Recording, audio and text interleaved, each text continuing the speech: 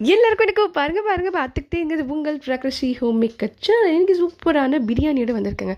பிரியாணின்றது is not just a food, அது ஒரு feeling, அது ஒரு லவ், அது ஒரு ஹாப்பினஸ். அதை பார்த்து பிரியாணின்னு சொன்னாலே போதுங்க, இருக்கிற சேட் மூமெண்ட் கூட வந்து ஹாப்பியாக ஃபீல் பண்ணுவோம். பிரியாணி எதில் செஞ்சால் என்னங்க, பிரியாணி மொத்தத்தில் பிரியாணி வேணும், அவ்வளோதான். இன்றைக்கி சோயா சங்க்ஸ் பிரியாணி தாங்க பார்க்க போகிறோம்.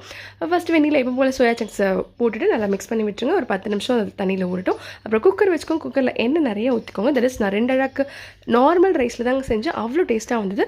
எப்போது மசாலா ஐட்டம் தாளிக்கிற மாதிரி தாளிச்சிக்கோங்க. அதுக்கப்புறமா கொஞ்சமாக சோம்பு போட்டிருக்கேன், அதுக்கு 3 பச்சை மிளகா போட்டிருக்கேன், அப்புறம் 2 வெங்காயம் நீட்டாக கட் பண்ணி வச்சுருக்கேன், அதையும் போட்டு நல்லா கலர் சேஞ்ச் ஆகிற அளவுக்கு வதக்கிக்கோங்க. அதுக்கப்புறம் வந்து ஒரு சின்ன தக்காளி, ஒரு 3 தக்காளி போட்டுங்க. அது நல்லா சாஃப்டாக அளவுக்கு வதக்கிட்டு 2 டீஸ்பூன் இஞ்சி பூண்டு பேஸ்ட் அதையும் அந்த எண்ணெயிலே வதக்கிடுங்க. எண்ணெய் நல்லா பிரிஞ்சு வர டைமில் கொஞ்சமாக சில்லி பவுடர், கொஞ்சமாக வீட்டில் அரைச்சிருக்க மிளகாத்தூள், அப்புறம் கொஞ்சமாக கரம் மசாலா, கொஞ்சமாக மஞ்சத்தூள், அப்புறம் தேவையான அளவு உப்பு அதையும் போட்டு அந்த எண்ணெயிலையும் நல்லா மிக்ஸ் பண்ணி வச்சுருங்க. எண்ணெய் நல்லா திருப்பி பிரிஞ்சு வர டைமில் கொத்தமல்லியும் புதினாவும் கட் பண்ணி வச்சுருக்காங்க, அதையும் போட்டு 2 டீஸ்பூன் தயிர் ஊற்றிக்கோங்க. அது அவ்வளோ சூப்பராக ஃப்ளேவர் கொடுக்கும். ஸோ தயிர் ஊற்றியாச்சு. இதையும் நல்லா பாருங்கள், திருப்பி எண்ணெய் பிரிஞ்சு வர டைமில் சோயாவும் நல்லா பிழிஞ்சு எடுத்து போடுங்க. அப்போ தான் அதில் மசாலா, இதோட மசாலா அதில் ஏறும்.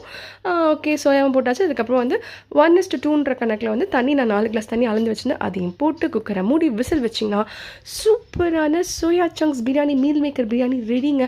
வா, சூப்பராக இருந்தது. லஞ்ச் பாக்ஸ்க்காக செஞ்சேன், என்னால் திறக்கிறதுலாம் காமிக்க முடியல, ஆனால் அவ்வளோ டேஸ்ட்டாக இருந்தது. பாருங்கள் மீல் மேக்கர் எவ்வளோ சாஃப்டாக வெந்திருக்குன்ட்டு.